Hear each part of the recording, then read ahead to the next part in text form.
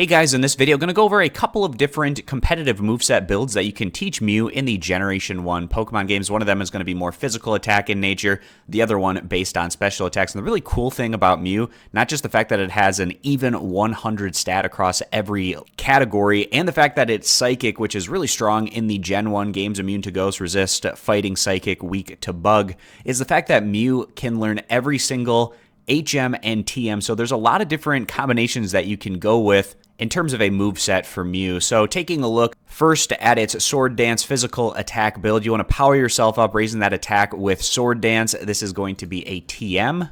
And Sword Dance is TM03, found over in Silphco. And in Silphco, it's going to be on the 7th floor in this easternmost room. That's where you pick up Sword Dance. And then once you have that attack stat beefed up, then you can deal out some damage with things like Earthquake, Hyper Beam. You could even go with Swift if you're in a situation where your opponent is evading or making your accuracy reduced. Then Swift can be a nice option in those instances. Also Explosion and Soft Boiled. So you have some different strategic options that you can potentially go with. So Earthquake, 100 power, 100 accuracy. And Earthquake is also found over at the Silphco. It's TM26. And it's going to be on the 10th floor of the Silphco in this southwestern room. That's where you pick up the TM for Earthquake. And then Hyper Beam, that's going to be TM15.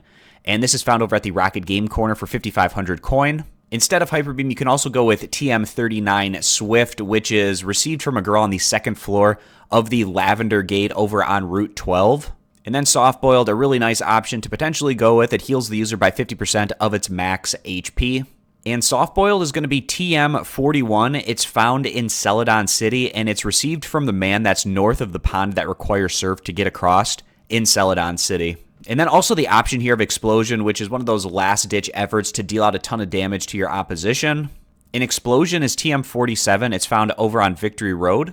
And on Victory Road, it's on the 3rd floor in this northwestern region. That's where you can find the TM for Explosion.